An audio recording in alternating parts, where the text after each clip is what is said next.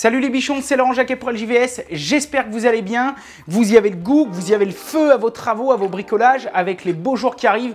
Moi en tout cas, ça me file toujours un peu la patate. Ma femme m'a commandé pour notre mariage 2 espèces de planches à découper pour poser dessus, tu sais, un peu la bouffe, les charcutes, bref, tout ce qui va y avoir, le fromage. Elle aimerait bien que je lui fasse 2 plateaux de 1,60 m par 60 cm. Donc déjà, je lui dis, tu vas déjà te calmer, je vais déjà faire avec ce que j'ai. Je n'ai pas dit ça, bien évidemment. Je voudrais faire ça avec, tu vois, le sapin du Nord que j'ai stocké là-haut. Par contre, il n'y a pas longtemps, j'ai Philippe Douteau, le collègue de la chaîne Voyage, qui est passé me voir, me faire un petit coucou. On a refait sa table de camping-car. Donc d'ailleurs, je vous invite vraiment à aller découvrir la vidéo qui est super bien. Je vous mettrai un petit lien là dans le i, là je sais jamais où c'est, je crois que c'est en haut à droite, bon tu verras, pour aller voir ce qu'on avait fait. Et donc du coup, on avait passé du bois, donc il m'en reste finalement pas tant que ça. 160 cm, je suis sûr de pouvoir faire la longueur. Par contre, 60 cm, à mon avis, on va improviser. Planche à découper version XXL, c'est parti!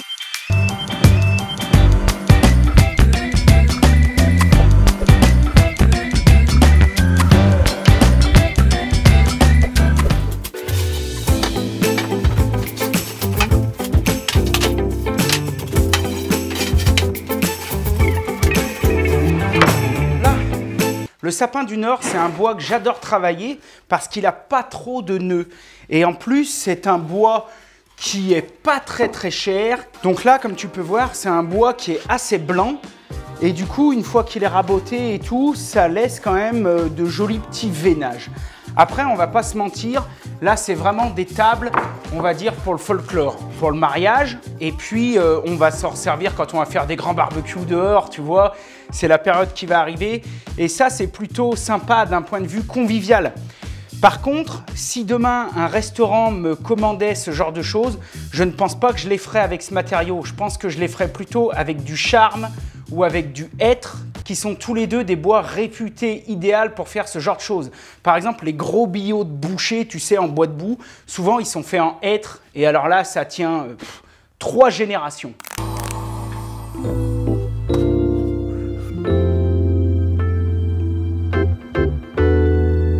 Il y a une règle d'or quand on travaille avec une scie à déligner, ce genre de choses, une scie à format, qu'elle soit grosse ou petite, c'est toujours de régler la hauteur de votre lame. Parce que là, tu vois, si je travaille avec et que pour X raison, j'ai une main qui dérape ou quoi que ce soit, crac, c'est fini. C'est pour ça que moi, je m'arrange toujours pour qu'il y ait 3 à 4 dents maximum qui dépassent. Comme ça, si pour X raison ma main y passe, et ben au pire ça va m'entailler un doigt. Je pense que ça va déjà pas me faire rire, hein. C'est pas une chose à tester. J'aurai pas la moitié de la main qui va se séparer en deux et qui va aller taper le tour à métaux.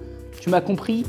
Obligatoire. Nous on a besoin de 160 utiles, ce serait l'idéal. Bon après encore une fois je te dis c'est pas une commande ultra précise, c'est pour moi.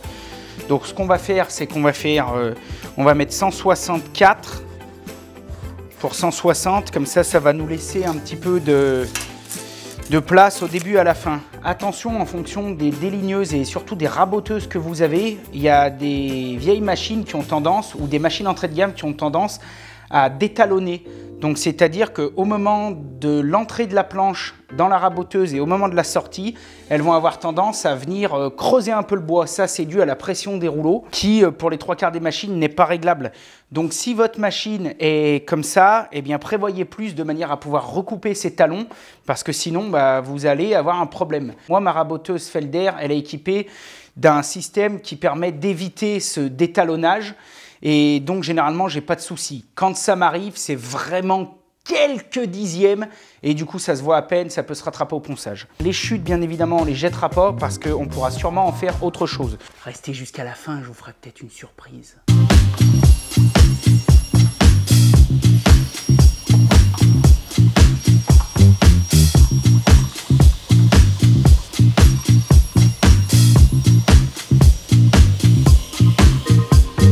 Bon les bichons, alors là bien évidemment j'ai utilisé la scie à format, mais les planches n'étaient pas très larges. J'aurais aussi très bien pu le faire avec la scie à onglet, il n'y a pas de souci, ça aurait marché pareil. Allez maintenant, dégauchissage.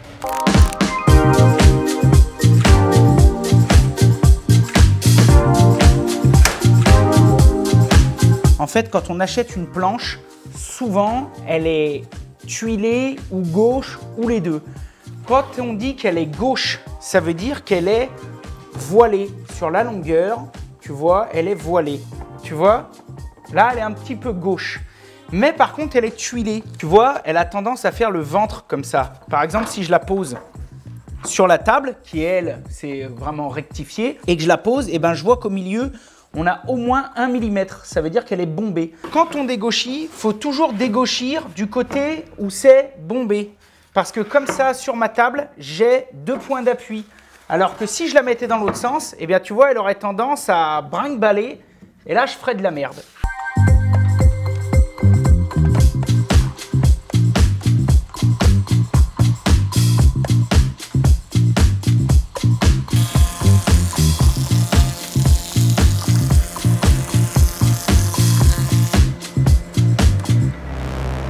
J'ai une face sur chacune des planches qui est absolument parfaite, c'est-à-dire que si je pose une règle de partout, dans tous les sens, ma planche, elle est ultra, méga, giga plane. Il n'y a plus de soucis de tuilage, de gauche, etc. Et la dernière action que tu m'as vu faire, c'est que vu que j'avais une planche de référence, j'ai pu venir la plaquer contre mon guide d'équerre à 90. Et grâce à ce guide, eh bien, j'ai pu dégauchir également une petite face, un petit côté dans l'épaisseur, ce qui me permet d'avoir un angle parfait à 90 degrés. Je vais raboter l'autre face, toujours grâce à ma face de référence. Et là, on va travailler à l'envers sur la machine puisque le rouleau va être dessus. On va se servir de la face de référence qui va être posée sur la table inférieure. Avec les entraîneurs, ça va avaler la planche et tout ce qui dépasse de l'épaisseur programmée sur la machine, ce sera enlevé, ce sera raboté. Et comme ça, j'aurai 2 faces parfaitement planes, mais en plus, j'aurai la même épaisseur sur toute la longueur de ma planche. Étape indispensable.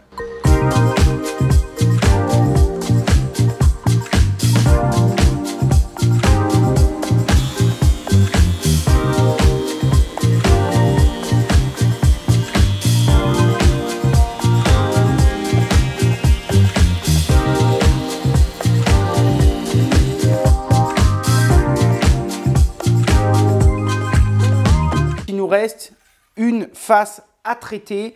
Pour traiter cette face, on a 2 solutions. La première solution, si vous voulez vous être sûr et certain d'avoir la même largeur de planche sur toute la longueur de la planche, c'est de la passer à la déligneuse. Parce que là, comme elle est ici, j'ai pas mesuré, mais peut-être qu'en haut, c'est plus large qu'en bas ou vice-versa. Donc, c'est pour ça que souvent, une fois qu'on a 3 faces de référence, la 4e, on la passe à la déligneuse.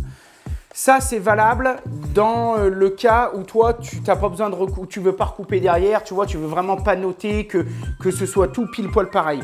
Moi, ici, je m'en fous un peu parce que le projet final, ensuite, je vais peut-être même sûrement le repasser à la déligneuse et le recouper.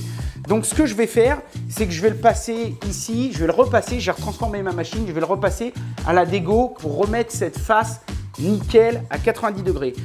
Pour tous ceux qui se demandent pourquoi je ne l'ai pas passé à la raboteuse, normalement, c'est ce que je fais avec des bois plus épais, mais j'aime moins le faire avec des planches pour la simple et bonne raison, c'est que la surface de contact qui va être sur la table inférieure quand le rouleau de la rabot va venir enlever en gros finalement 1 ou 2 mm ici, eh bien cette face elle est très très fine et très réduite. Et donc même si là c'est une bonne machine, je parle en généralité, la planche peut avoir tendance, tu vois, à faire un peu comme ça et donc à faire un peu de la merde.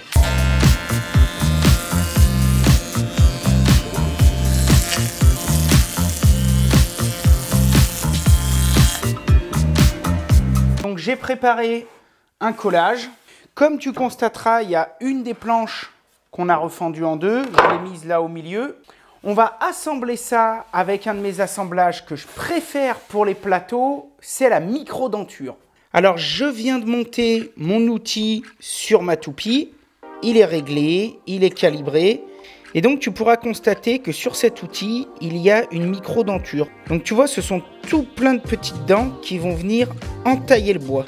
Ok les bichons, la micro-denture, c'est génial. Toutefois, je ne vais pas m'y attarder dans cette vidéo parce que je viens de te faire un super tutoriel que je te mets juste ici. Allez, on continue. Notre outil est installé, on a tout préparé, on a la colle, on a les serre-joints, on a tout. On est prêt à travailler. Ce que je vous conseille vraiment avant, on va faire quelque chose, ça s'appelle établir les bois. Établir les bois, c'est faire un dessin. Bon, il existe, tu sais, dans le monde vraiment super professionnel, des dessins spécifiques pour chaque truc. Tu peux faire une croix, tu peux faire tout ce que tu veux. Moi, j'ai l'habitude d'établir mes bois comme ça. Hop! Je fais toujours une espèce de forme de vague, comme ça j'arrive à voir le sens dans lequel est mes pièces et comme ça même si je les mélange, eh ben, je reconstitue le puzzle et c'est bon. La deuxième chose, pour pas me mélanger, parce que je sais d'expérience que des fois quand on a plusieurs à faire, tu as tendance à te mélanger les pinceaux, à plus savoir lequel tu as fait dans le bon sens, je vais marquer à chaque assemblage un 0 et en face 2,5. 0, 2,5. 0, 2,5. Un assemblage sans bague avec le réglage tel qu'il est à 0 et un assemblage avec une bague de 2,5 mm de manière à compenser l'épaisseur de la dent et faire en sorte que papa et maman s'emboîtent parfaitement.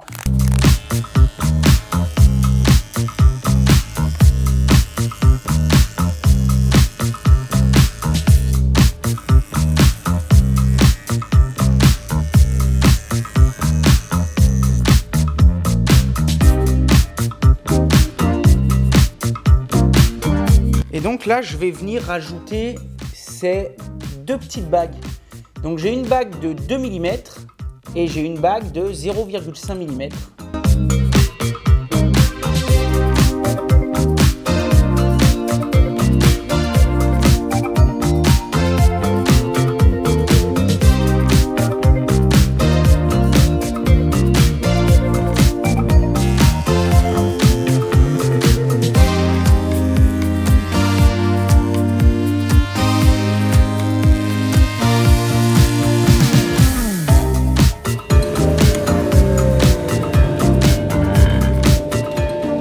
Alors bien sûr, ça les bichons, quand on en a des kilomètres à faire, on installe ce qu'on appelle un entraîneur. Et là, il y a juste à amorcer la planche et ça passe à la chaîne.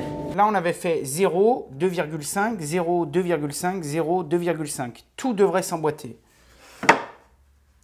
Premier emboîtage, parfait. Là, tu constates que c'est nickel. Deuxième emboîtage, parfait. Nickel. Troisième emboîtage. Parfait. Nickel.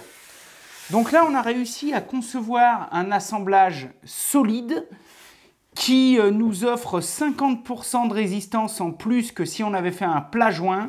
On a fait ça en 5 minutes et c'est nickel. Pour coller ça, on va utiliser de la colle blanche vinylique standard. Je vous ferai un petit tuto sur les colles et on va en coller 1 sur 2 parce que c'est bien suffisant, vous verrez, il n'y a pas de problème. Et là par contre on va pas tirer sur la came. D'habitude j'ai tendance à vous dire c'est pas la colle Kishi qui colle, on est bien d'accord. Mais là on va pas tirer sur la came, on va vraiment en foutre bien ce qu'il faut où il faut. Et puis après ce qui dépasse on y mettra un petit coup d'éponge. Donc là moi je fais ça au pinceau, c'est ce qui va le mieux. Et là je te dis il faut pas tirer sur la came. Après j'ai des collègues menuisiers souvent qui la diluent un petit peu avec de l'eau. Ça se fait, je l'ai eu fait, hein. Je le fais même encore des fois. Et ça la rend un peu plus souple, tu vois, un peu plus élastique. Elle va se foutre un peu plus dans les recoins. Moi, tu vois, là, celle-ci, il faut vraiment que je la tende. Elle est un peu épaisse. Et hop, papa sur maman, on reconstitue le puzzle à peu près. Et puis après, sinon, bah, tu peux y mettre des dominos, des lamellos. Bon, moi, à mon avis, des dominos pour des petits plateaux comme ça, c'est un peu donner du lard au cochon. Peut-être à la limite un biscuit ou deux, tu vois, un lamello. De toute façon, je te prépare des tutos, des machins sur tout ça. Mais là, pour moi, c'est ce qu'il y a de mieux, quoi. Puis tu vois, t'achètes l'outil et après, c'est économique, quoi. T'en fais des kilomètres. Bon, là, j'ai la toupie, mais je te dis, jusqu'à présent, je faisais exactement la même chose.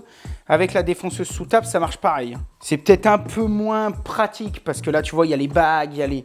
Ça va vraiment bien. Puis tu peux prendre des grosses capacités, puis il y a des watts, quoi. Mais pour démarrer, défonceuse sous table, ça va super bien. Ok. Quand on colle des planches et encore plus des plateaux comme ça, c'est indispensable de faire l'opération que je fais. Parce que sinon, le serre-joint, il serre tellement fort qu'il va avoir tendance à faire la cuvette dans un sens ou dans l'autre au plateau. Et ça, c'est bien sûr surtout ce qu'on veut pas. On va prendre le plateau en sandwich entre deux bois et comme ça, ça va aller nickel. Quand vous mettez vos serre-joints, moi là, je vais sûrement recouper ou retravailler mes côtés. Donc, j'y accorde moins d'importance. Mais si vous là, c'était votre pièce aux dimensions finies ou quasi finies, c'est indispensable de mettre ce qu'on appelle une cale martyre. Un petit bout de bois qui vient se placer en protection entre le serre-joint et le bois final et qui va, lui, encaisser la marque du serre-joint. Parce que là, quand je serre, vu qu'en plus c'est un bois tendre, mon serre-joint va avoir tendance à marquer le bois. Et là, c'est pareil, encore une fois, c'est une question de réfléchir, quoi. C'est-à-dire que si tu es sûr que tu vas le recouper, ça sert à rien de foutre un martyre. Par contre, si c'est un bois nickel que tu viens de te faire chier à tout préparer pendant 2 heures, faut faire ça bien, quoi. Après, la colle, s'il en reste un petit peu, faut enlever ce que vous pouvez. Mais s'il en reste un petit peu, faut faire... faut pas avoir peur après un petit coup de ponceuse, un coup de racloir, et ça fait la blague. Par contre, il faut vraiment faire des essais, là, tu vois, comme j'essuie avec l'eau, parce qu'il y a des bois qui vont avoir tendance à tacher. Par exemple, ça, tu vois, ce que je fais, je le fais très peu avec le chêne, parce que le chêne, il va avoir tendance, quand l'eau va sécher, ça va faire comme des taches. Ça fait chier. Et voilà, les bichons. Mon collage est pressé. Maintenant, je vais laisser sécher tout ça. Je vais aller casser la croûte. Et on se retrouve tout de suite après. Alors ça y est, j'ai décoffré. Donc comme vous pouvez voir, vu que j'avais pas mis de cale martyre, il y a eu les traces des serre-joints. C'est pas grave, je vais y mettre un petit coup de dégo sur les côtés. Et sinon, le plateau est relativement propre. Et on peut constater, vous pouvez constater qu'il est bien plan. Hein. Tu vois, il n'est quasiment pas de... Peut-être un petit dixième, tu vois, mais il est vraiment à fleur, quoi. Donc, il est nickel. Ce que je vais faire, c'est qu'en caméra off, je vais vite fait passer les champs à la dégo. Et puis ensuite, je te filmerai peut-être 2-3 extraits. Je vais y passer un bon coup de ponceuse à bande. Donc déjà pour dégrossir, pour tout remettre le plateau impeccable. Alors maintenant que les planches sont poncées grossièrement, donc il me restera un coup d'orbital à mettre. Mais là, c'est bon, c'est nickel. On va les recouper en largeur. Avec la scie, ça va aller nickel.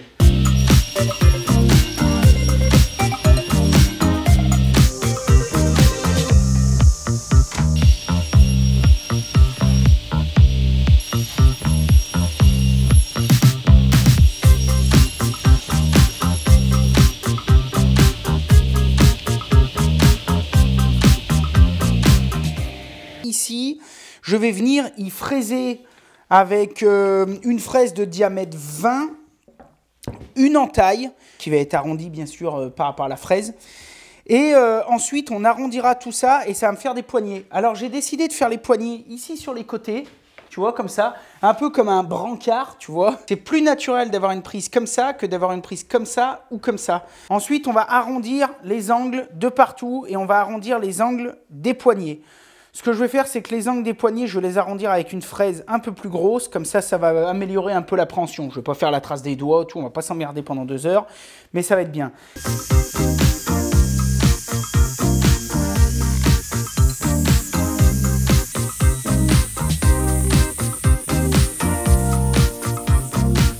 Ok, donc là, c'est top. C'est exactement ce que je voulais. Donc, tu vois, ça va être super bien. Et en gros, les mains vont venir comme ça, là. Tu vois, donc là, après, ensuite, on va arrondir.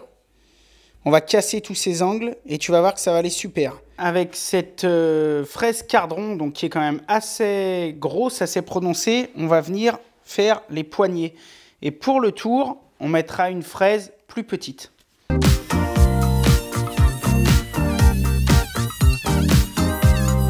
Putain, ça, c'est du bon boulot.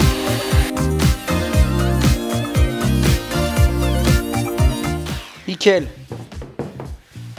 Putain, mais regarde-moi ça, comme c'est nickel. Donc ça, c'est super nickel. Je suis très content. Il y en aura une de chaque côté. Les bichons, je viens juste de tracer. Donc là, en gros, il va y avoir une rainure tout le long. Et au niveau de la poignée, cette rainure, elle va être courbée. Tu vois, double courbe. Elle arrive ici. Triple courbe. Et ici, là, j'ai marqué le centre parce que là, je vais mettre un petit coup de mèche Forstner pour faire comme un rond un peu plus profond pour, voilà, pour faire style récupérer le jus. Je ne sais pas si ça va beaucoup servir, mais en tout cas, si un jour il y a du jus qui dégouline, et ben, ça partira dans cette rigole et ce sera plus ou moins canalisé plutôt que de dégueuler un petit peu de partout. Toujours est-il que ça va être un petit peu galère, c'est parti. Parce que j'ai pas de compas pour la défonceuse, donc ça, il va falloir que j'y fasse à la volée. Donc bon, il risque d'y avoir des loupés, mais bon, c'est pas grave. Je vais déjà percer les deux Forstner, donc ici et là-bas. Donc tu vois, il y a une petite pointe de centrage. Et donc si je rainure avant, eh bien ma pointe de centrage ne pourra plus se pointer et ça va faire de la merde. J'ai déjà monté ma fraise demi-ronde sur la défonceuse. Il n'y a plus qu'à bosser.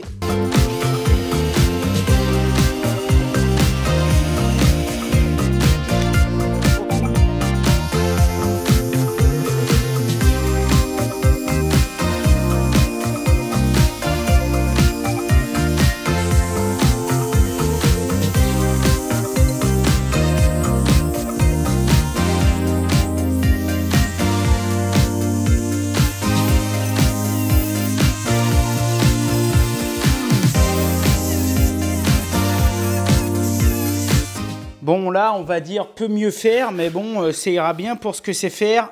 Et c'est bien bon pour un petit pays comme ça. Ce que je vais faire, c'est que maintenant, je vais tout y poncer.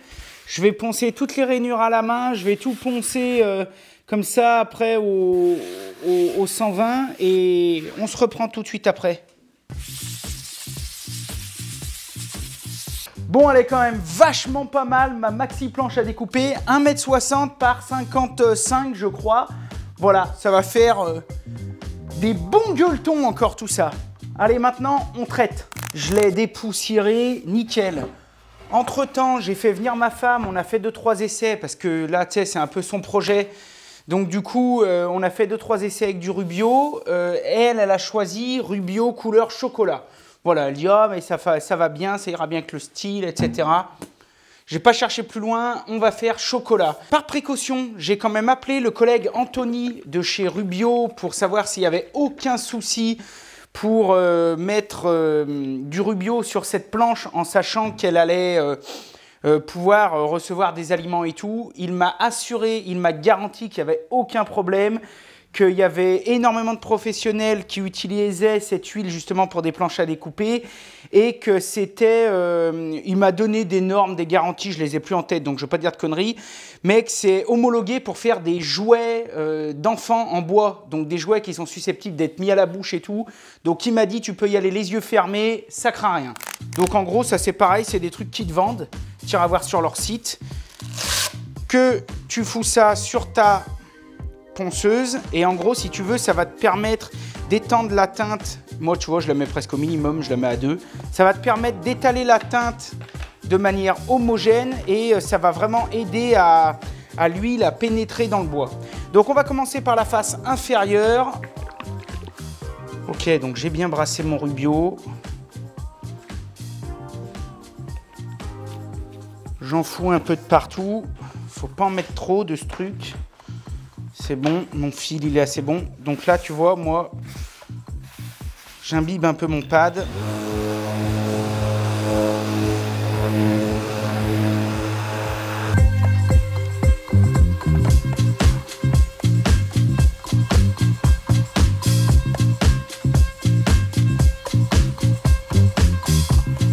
Une pause café spéciale dessus avec le mec de Rubio qui était venu là.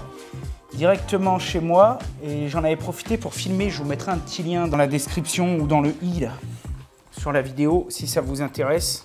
Une fois qu'on a bien fait pénétrer le produit, il faut toujours mettre un petit coup de chiffon pour enlever l'excédent.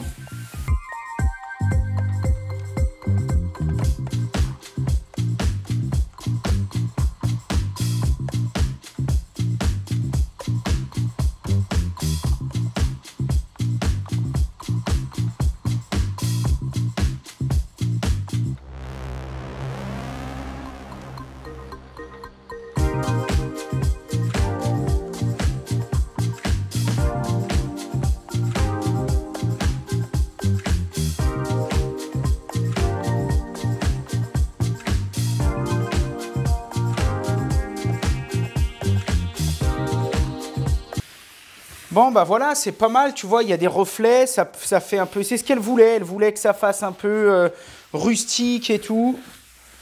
Bien convivial. On va faire ça dans une, tu sais, dans une ferme où c'est un peu rustique. Et voilà, bah, c'est ce qu'elle voulait. Ça va être super. Bon, les bichons, le projet est fini. Il me reste qu'un truc à faire. C'est ça. On va y mettre un petit coup de fer à marquer à chaud. Et tu vas voir, ça va bien dégommer.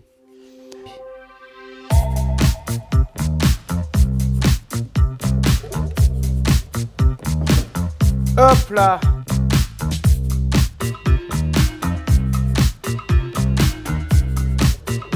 Ok les bichons, bon bah voilà, le projet s'est bien déroulé, il n'y a pas eu de surprise majeure. Je suis plutôt content quand même de mon taf, même si bon, on est bien d'accord, là on n'est pas dans un projet, dans une œuvre d'art. Mais bon, ça tu vois, avec une bonne poignée de bouffe par-dessus, quand tu arrives avec ça dans les banquettes, tu passes quand même pas inaperçu. Messieurs, dames, on se sert, on se sert. Moi en tout cas, c'est un projet qui m'a fait plaisir, ça m'a amusé, puis bon, ça fait plaisir à ma femme. Donc je les ai notées toutes les deux, et puis après le mariage, bon, on les gardera. Et puis, ça servira pour quand on fait les barbecues. Pendant que j'y étais en caméra off, je vous ai fait une petite surprise. C'est que j'en ai fait une en mini. Bah oui.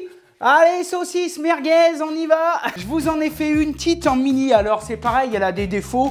Bon, c'est pas une planche à découper de compétition, mais je l'ai faite avec le cœur. Et ça m'a fait plaisir. Bien évidemment, je l'ai marqué. J'ai mis un petit coup de tampon de fer à chaud aussi. Tu vois, moi là, j'y mettrais de la charcute et là, du fromage, un petit truc de noix, 2-3 cornichons et ça fera la blague.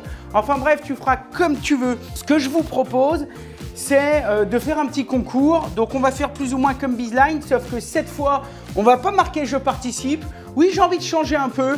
On va marquer trop cool la planche. Donc si toi ça t'intéresse et que tu as envie d'essayer de la gagner, tu peux marquer dans les commentaires trop cool la planche, mettre aussi un petit commentaire d'encouragement, ça fait toujours super plaisir. Dès que la vidéo atteindra 5000 likes, 5000 pouces bleus, eh bien je ferai un tirage au sort et puis elle partira chez un bichon. Voilà, puis j'espère que ça vous fera plaisir. Je vous remercie d'avoir regardé, vous pouvez commenter la vidéo, en plus de marquer trop cool la planche. N'oubliez pas l'énorme pouce bleu et puis abonnez-vous si ce n'est pas déjà fait. Moi je vous dis à très vite sur LJVS et comme d'habitude, soyez créatifs, faites de votre mieux et si possible du bon boulot. Allez, à bientôt les bichons. Yeah!